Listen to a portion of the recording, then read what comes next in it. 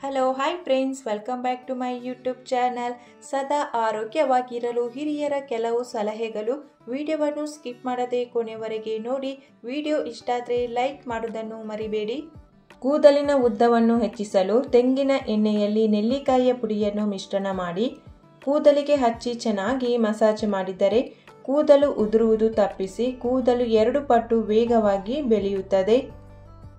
ತೆಂಗಿನಕಾಯಿ ಹಾಲಿಗೆ ಅರಿಶಿನ ಬೆರೆಸಿ ಮುಖಕ್ಕೆ ಹಚ್ಚುತ್ತಾ ಬಂದರೆ ಕ್ರಮೇಣವಾಗಿ ಮುಖದಲ್ಲಿ ಸುಕ್ಕುಗಳು ಬರುವುದಿಲ್ಲ ಮತ್ತು ಮುಖವು ಕಾಂತಿಯುತವಾಗುತ್ತದೆ.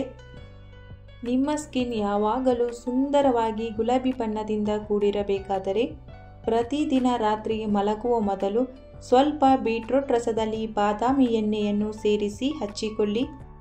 ಸ್ವಲ್ಪ ಲವಂಗವನ್ನು ಚೆನ್ನಾಗಿ ಅರೆದು ಮೊಡವೆಗಳ ಮೇಲೆ ಹಚ್ಚಿದರೆ ಮೊಡವೆಗಳು ಮಾಯವಾಗುತ್ತವೆ.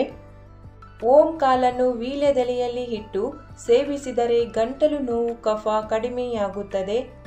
ತುಂಬ ಆಲೋಚನೆ ಮಾಡುವವರು ಮತ್ತು ಅತಿಯಾಗಿ ಚಿಂತಿಸುವವರ ಮುಖದ ಮೇಲೆ ಬೇಗನೆ ನೆರಿಗೆಗಳು ಕಾಣಿಸುತ್ತವೆ. ಅತಿಯಾಗಿ ಆಹಾರ ಸೇವಿಸಿದಾಗ ಹೊಟ್ಟೆ ಭಾರವೆನಿಸಿ ಹೊಟ್ಟೆ ಉಬ್ಬಿದಂಗೆ ಆದಾಗ ನೀರಿಗೆ ಪುದೀನ, ಜೀರಿಗೆ ಅಥವಾ ಸೋಂಪು ಸೇರಿಸಿ ಕುದಿಸಿ ಕುಡಿದರೆ ಹೊಟ್ಟೆ ಭಾರವನ್ನು ನಿವಾರಿಸುತ್ತದೆ. ವಾರದಲ್ಲಿ 1-2 ಬಾರಿ ಎಳನೀರು ಕುಡಿಯಿರಿ. ಅಜೀರ್ಣ, ಗ್ಯಾಸ್, ಮಲಬದ್ಧತೆ ನಿವಾರಣೆಯಾಗುತ್ತದೆ. ತ್ವಚೆಗೆ ಯಾವುದೇ ರೀತಿಯ ದುಬಾರಿ ಉತ್ಪನ್ನಗಳನ್ನು ಬಳಸದೆ ಚರ್ಮ ಹೊಳೆಯುವಂತೆ ಮಾಡುತ್ತದೆ. ಇದು ದೇಹವನ್ನು ಆರೋಗ್ಯಕರವಾಗಿರಿಸುತ್ತದೆ. ಶರೀರದ ತೂಕವನ್ನು ಇಳಿಸಿಕೊಳ್ಳಲು ಪ್ರತಿದಿನವೂ ಬೆಳಿಗ್ಗೆ ಹೊತ್ತು ಲಿಂಬೆಹಣ್ಣನ್ನು ನೀರಿನಲ್ಲಿ ಚೆನ್ನಾಗಿ ಹಿಸುಕಿ ಅದಕ್ಕೆ ಅರ್ಧ ಚಮಚದಷ್ಟು ಜೇನುತುಪ್ಪವನ್ನು ಬೆರೆಸಿಕೊಂಡು ಸೇವಿಸುತ್ತಾ ಬರಬೇಕು. ಕೆಲವೇ ದಿನಗಳಲ್ಲಿ ತೂಕ ಕಡಿಮೆ ಆಗುತ್ತದೆ. ಗೋರಂಟಿ ಎಲೆಗಳನ್ನು ಬಟ್ಟೆ ಸಾಬೂನಿನೊಂದಿಗೆ ಅರೆದು ಬಿಳಿ ಮಚ್ಚೆಗಳು ಎಲ್ಲೆಲ್ಲಿ ಇವೆಯೋ ಅಲ್ಲೆಲ್ಲ ಹಚ್ಚುತ್ತಾ ಬಂದರೆ ಬಿಳಿ ಮಚ್ಚೆಗಳು ಮರೆಯಾಗುತ್ತವೆ. ತುಳಸಿ ಅಥವಾ ಬೇವಿನ ಎಲೆಗಳನ್ನು ನೀರಿನಲ್ಲಿ ಕುದಿಸಿ ಹಬೆಯನ್ನು ಮುಖಕ್ಕೆ ಬಿಟ್ಟುಕೊಂಡರೆ ಮುಖದಲ್ಲಿನ ಕಪ್ಪು ಚುಕ್ಕೆ ಮರೆಯಾಗುತ್ತದೆ. ಹೀಗೆ ಕೆಲವು ದಿನ ಮಾಡುತ್ತಾ ಬರಬೇಕು. ಮಾತನಾಡುವಾಗ ಬಾಯಿಂದ ದುರ್ವಾಸನೆ ಬರುತ್ತಿದ್ದರೆ ಸ್ವಲ್ಪ ಲಿಂಬೆಹಣ್ಣಿನ ರಸವನ್ನು ಸೇರಿಸಿದ ನೀರಿನಿಂದ ಬಾಯಿ ಮುಕ್ಕಳಿಸಿದರೆ ಬಾಯಿಯ ದುರ್ವಾಸನೆ ಕಡಿಮೆಯಾಗುತ್ತದೆ. ತಲೆನೋವು ಅಥವಾ ಮೈಗ್ರೇನ್ ಸಂದರ್ಭದಲ್ಲಿ ನೀರಿಗೆ ಜೀರಿಗೆ ಮತ್ತು ಬೆಲ್ಲವನ್ನು ಸೇರಿಸಿ ಕುಡಿಯಬೇಕು. ದ್ರಾಕ್ಷಿ ಹಣ್ಣು ತಿನ್ನಬೇಕು. ದ್ರಾಕ್ಷಿ ರಸವನ್ನು ನೀರಿಗೆ ಸೇರಿಸಿ ಕುಡಿದರೂ ತಲೆನೋವು ಕಡಿಮೆಯಾಗುತ್ತದೆ. ಹೆಚ್ಚು ತಂಪು ಪಾನೀಯಗಳು ಕುಡಿಯುವುದು, ಕಡಿಮೆ ನೀರು ಕುಡಿಯುವುದರಿಂದ ತಲೆ ತಿರುಗುವುದು, ಬಿಸಿಲಿನ ಬೇಗೆ, ತಲೆನೋವು, ಸ್ನಾಯು ಸೆಳೆತ ಮುಂತಾದ ಸಮಸ್ಯೆಗಳು ಉದ್ಭವಿಸಬಹುದು. ದೇಹದಲ್ಲಿ ಸಾಕಷ್ಟು ನೀರು ಇಲ್ಲದಿದ್ದರೆ ಮಲಬದ್ಧತೆ ಉಂಟಾಗುವುದರ ಜೊತೆಗೆ ಚರ್ಮ ಮತ್ತು ಮೂತ್ರಪಿಂಡಗಳಿಗೆ ಹಾನಿಯಾಗುತ್ತದೆ. ಹಾಗಾಗಿ ಚೆನ್ನಾಗಿ ನೀರನ್ನು ಆಗಾಗ ಕುಡಿಯಬೇಕು. ಬೆಳಿಗ್ಗೆ ನೆನೆಸಿದ ಧಾನ್ಯಗಳನ್ನು ತಿನ್ನುವುದರಿಂದ ತೂಕವು ವೇಗವಾಗಿ ಹೆಚ್ಚಾಗಲು ಪ್ರಾರಂಭಿಸುತ್ತದೆ. ಸ್ನಾಯುಗಳು ಸಹ ಬಲಗೊಳ್ಳುತ್ತದೆ.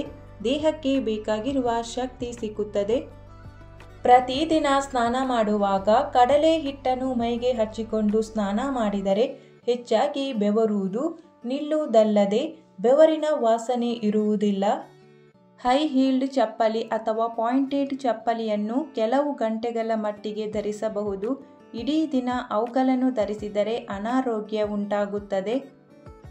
ಗಂಧ ಮತ್ತು ಜಾಯಿಕಾಯಿಗಳನ್ನು ಒಟ್ಟಿಗೆ ಸೇರಿಸಿ ಅರೆದು ಮೊಡವೆಗಳಿರುವ ಸ್ಥಳಗಳಿಗೆ ಹಚ್ಚುತ್ತಾ ಬಂದರೆ 2 ಅಥವಾ 3 ದಿನಗಳಲ್ಲಿ ಮೊಡವೆಗಳು ಮಾಯವಾಗುತ್ತವೆ. ಪ್ರತಿದಿನವೂ ಬೆಳಿಗ್ಗೆ ಟೊಮೆಟೊ ರಸವನ್ನು ಮುಖಕ್ಕೆ ಹಚ್ಚಿಕೊಂಡು ಅದು ಚೆನ್ನಾಗಿ ಒಣಗಿದ ನಂತರ ತಣ್ಣೀರಿನಲ್ಲಿ ಮುಖ ತೊಳೆಯುತ್ತಾ ಬನ್ನಿ. ಹೀಗೆ ಮಾಡುವುದರಿಂದ ಚರ್ಮದ ಎಣ್ಣೆ ಸೋರುವಿಕೆ ಕಡಿಮೆಯಾಗಿ ಮುಖದ ಕಾಂತಿಯು ಹೆಚ್ಚಾಗುತ್ತದೆ. ಶುಂಠಿಯ ಚಿಕ್ಕ ತುಂಡು ಹಾಗೂ ಅರ್ಧ ಬಟ್ಟಲು ನೀರು ಚೆನ್ನಾಗಿ ಬಿಸಿ ಮಾಡಿ ಅದಕ್ಕೆ ಜೇನುತುಪ್ಪ ಮತ್ತು ಲಿಂಬೆ ರಸವನ್ನು ಬೆರೆಸಿ ಕುಡಿದರೆ ಹೊಟ್ಟೆ ನೋವು ಕೂಡಲೇ ನಿಂತು ಬಿಡುತ್ತದೆ. ಮೆಂತ್ಯದ ಪುಡಿಯನ್ನು ಗಂಜಿಯಂತೆ ಮಾಡಿಕೊಂಡು ಬೇಯಿಸಿ ಸೇವಿಸುತ್ತಾ ಬಂದರೆ ಮಧುಮೇಹ ರೋಗ, ನರ ಸಂಬಂಧಿ ರೋಗಗಳೆಲ್ಲ ದೂರವಾಗುತ್ತದೆ. ಟೊಮೆಟೊ ರಸಕ್ಕೆ ಸ್ವಲ್ಪ ನೀರು ಸೇರಿಸಿ ತಲೆಗೆ ಹಚ್ಚಿ 15 ನಿಮಿಷ ಬಿಟ್ಟು ಕೂದಲು ವಾಶ್ ಮಾಡಬೇಕು. ಕೂದಲಿನ ಬೆಳವಣಿಗೆಗೆ ಇದು ಬಹಳ ಒಳ್ಳೆಯದು.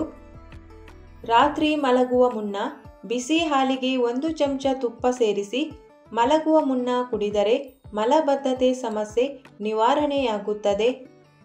ನಿಮ್ಮ ತ್ವಚೆಯನ್ನು ಯಾವಾಗಲೂ ತಾಜಾ ಆಗಿರಲು ಪ್ರತಿದಿನ 1 ಲೋಟ ಕಿವಿ ಹಣ್ಣಿನ ರಸವನ್ನು ಕುಡಿಯಿರಿ. ಚಿಕ್ಕ ಮಕ್ಕಳಿಂದ ದೊಡ್ಡವರವರೆಗೂ ತೆಳ್ಳಗಿರುವವರು ಪ್ರತಿದಿನ ಹಾಲಿಗೆ ಖರ್ಜೂರದ ಪೇಸ್ಟನ್ನು ಸೇರಿಸಿ ಕುಡಿಯುವುದರಿಂದ ತೂಕ ಜಾಸ್ತಿಯಾಗುತ್ತದೆ. ಬಿಸಿಯಾದ ಆಹಾರ ಸೇವಿಸುವುದರಿಂದ ಜೀರ್ಣಾಂಗದ ವ್ಯವಸ್ಥೆ ದುರ್ಬಲಗೊಳ್ಳುತ್ತದೆ. ಶುಂಠಿ ಹಸಿವನ್ನು ಹೆಚ್ಚಿಸುತ್ತದೆ. ಊಟಕ್ಕೆ ಮೊದಲು ಶುಂಠಿಯನ್ನು ಸೇವಿಸಿ. ಉತ್ತಮ ಜೀರ್ಣಕ್ರಿಯೆಗೆ ಶುಂಠಿ ಸಹಕಾರಿ. ಹಾಲಿಗೆ ಖರ್ಜೂರದ ಪೇಸ್ಟನ್ನು ಸೇರಿಸಿ ಕುಡಿಯುವುದರಿಂದ ರಕ್ತಹೀನತೆ, ಅಜೀರ್ಣದ ಸಮಸ್ಯೆಗಳಿದ್ದರೆ ಕಡಿಮೆ ಆಗುತ್ತದೆ. ಚರ್ಮಕ್ಕೂ ಇದು ಒಳ್ಳೆಯದು.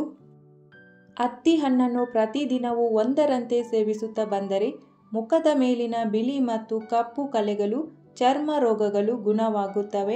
ಶುಂಠಿಯನ್ನು ಅರೆದು ರಸವನ್ನು ಸ್ವಲ್ಪ ಹೊತ್ತು ಹಾಗೆ ಇಡಬೇಕು. ನಂತರ ಆ ರಸ ಕೆಳಗೆ ಹಿಟ್ಟಿನಂತೆ ಗಟ್ಟಿಯಾಗಿ ನಿಂತು ಮೇಲಿನ ಭಾಗದಲ್ಲಿ ತಿಳಿ ನಿಂತಿರುತ್ತದೆ. ಆ ತಿಳಿಯನ್ನು ತೆಗೆದು ಸ್ವಲ್ಪ ಬಿಸಿ ಮಾಡಿ ಅದಕ್ಕೆ ಶುದ್ಧವಾದ ಜೇನುತುಪ್ಪವನ್ನು ಸೇರಿಸಿ ಸೇವಿಸಿದರೆ ಪಿತ್ತವಾಂತಿ, ಪಿತ್ತದ ತಲೆಸುತ್ತು ಮತ್ತು ಅಜೀರ್ಣಗಳು ದೂರವಾಗುತ್ತವೆ. ಮೆಂತ್ಯ ಬೀಜಗಳನ್ನು ಪ್ರತಿದಿನ ಸೇವಿಸುವುದರಿಂದ ಪುರುಷರು ಮತ್ತು ಮಹಿಳೆಯರಲ್ಲಿ ಹಾರ್ಮೋನ್ ಮಟ್ಟವನ್ನು ನಿಯಂತ್ರಿಸಲು ಸಹಾಯ ಮಾಡುತ್ತದೆ. ಉತ್ತಮ ಸಂತಾನೋತ್ಪತ್ತಿ ಆರೋಗ್ಯವನ್ನು ಹೆಚ್ಚಿಸುತ್ತದೆ ಮತ್ತು ಹಾರ್ಮೋನ್ ಸಂಬಂಧಿತ ಸಮಸ್ಯೆಗಳನ್ನು ನಿವಾರಿಸುತ್ತದೆ. ಬಾಣಂತಿಯರು ಮಿತವಾಗಿ ಮೆಂತೆಕಾಳನ್ನು ಪ್ರತಿದಿನ ಸೇವಿಸುವುದರಿಂದ ಎದೆಹಾಲು ವೃದ್ಧಿಯಾಗುತ್ತದೆ. ಮೂತ್ರಪಿಂಡದ ಕಲ್ಲುಗಳಿಂದ ದೂರವಿರಲು ನಿಯಮಿತವಾಗಿ ಕಲ್ಲಂಗಡಿ ಹಣ್ಣು ಮತ್ತು ಖರ್ಜೂರ ಸೇವಿಸಬೇಕು. ಅಡುಗೆ ಮಾಡುವಾಗ ನಿಮ್ಮ ಕೈಗಳು ಸುಟ್ಟು ಹೋದರೆ ಹಲ್ಲುಜ್ಜುವ ಪೇಸ್ಟನ್ನು ಹಚ್ಚುವುದರಿಂದ ಗುಳ್ಳೆ ಬರುವುದಿಲ್ಲ. ತಲೆ ಕೂದಲಿಗೆ ಹಲವಾರು ಶಾಂಪೂಗಳನ್ನು ಬಳಸುತ್ತಾರೆ. ಈ ಪ್ಯಾಕೆಟ್ಗಳು ಖಾಲಿಯಾದ ನಂತರ ಎಸೆಯದೆ ಬಟ್ಟೆ ಒಗೆಯುವಾಗ ಸಾಬೂನಿನ ಪುಡಿಯೊಂದಿಗೆ ಅವುಗಳನ್ನು ನೀರಿಗೆ ಹಾಕಿ ಬಿಡಿ. ಒಗೆದ ಬಟ್ಟೆಗಳು ಹೆಚ್ಚು ಹೊಳಪಿನಿಂದ ಕೂಡಿದ್ದು ಶುಭ್ರವಾಗಿಯೂ ಇರುತ್ತದೆ. ವಾಂತಿ ಕಾಣಿಸಿಕೊಂಡಾಗ ಲಿಂಬೆ ಪಾನೀಯದ ಜೊತೆಗೆ ಏಲಕ್ಕಿ ಪುಡಿಯನ್ನು ಸೇರಿಸಿ ಕುಡಿಸಬೇಕು. ಇದರಿಂದ ವಾಂತಿಯಾಗುವುದು ನಿಲ್ಲುತ್ತದೆ.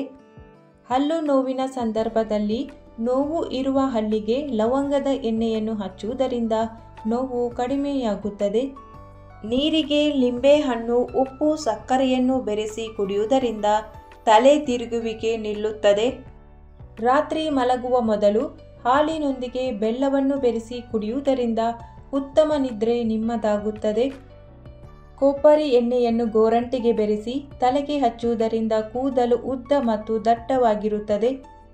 ದಿನಕ್ಕೆ 1 ಬಾರಿ ನೆಲದ ಮೇಲೆ ಕುಳಿತು ಊಟ ಮಾಡಿ ಜೀರ್ಣಕ್ರಿಯೆಯನ್ನು ಸುಧಾರಿಸಲಿದು ಅತ್ಯುತ್ತಮ ಮಾರ್ಗವಾಗಿದೆ. ಬೆಳಿಗ್ಗೆ ಎದ್ದ ತಕ್ಷಣ ಮೊಬೈಲ್ ಬಳಸುವುದರಿಂದ ತಲೆನೋವಿನ ಸಮಸ್ಯೆಗಳು ಆಗುತ್ತವೆ. ಲಿಂಬೆ ರಸವನ್ನು ಮೊಟ್ಟೆಯೊಂದಿಗೆ ಬೆರೆಸಿ ಕೂದಲಿಗೆ ಹಚ್ಚುವುದರಿಂದ ಕೂದಲು ಕಪ್ಪು ಮತ್ತು ಸಿಲ್ಕಿ ಆಗುತ್ತದೆ. ಬೇವಿನ ಎಲೆಗಳನ್ನು ನೀರಿನಲ್ಲಿ ಕುದಿಸಿ ಆ ನೀರಿನಿಂದ ತಲೆ ವಾಶ್ ಮಾಡುವುದರಿಂದ ಕೂದಲಿನ ಉದುರುವಿಕೆ ಕಡಿಮೆಯಾಗುತ್ತದೆ. ಬೆಲ್ಲದ ಸೇವನೆಯಿಂದ ಸಕ್ಕರೆ ಕಾಯಿಲೆಗಳು ದೂರವಾಗುತ್ತವೆ. ಸದಾ ಖುಷಿಯಾಗಿರಿ ಮತ್ತು ಒತ್ತಡವನ್ನು ಕಡಿಮೆ ಮಾಡಲು ಪ್ರಯತ್ನಿಸಿ. ನಿಮ್ಮ ಮುಖದ ಮೇಲಿನ ನಗುವೇ ನಿಮ್ಮ ಸೌಂದರ್ಯದ ಗುಟ್ಟಾಗಬೇಕು. ಈ ಮಾಹಿತಿಯು ನಿಮಗೆ ಇಷ್ಟವಾಗಿದ್ದರೆ ವಿಡಿಯೋಗೊಂದು ಲೈಕ್ ಮಾಡಿ, ವಿಡಿಯೋವನ್ನು ಶೇರ್ ಮಾಡಿ, ಚಾನಲನ್ನು ಸಬ್ಸ್ಕ್ರೈಬ್ ಮಾಡಿ ಸಪೋರ್ಟ್ ಮಾಡಿ. Thank you for watching.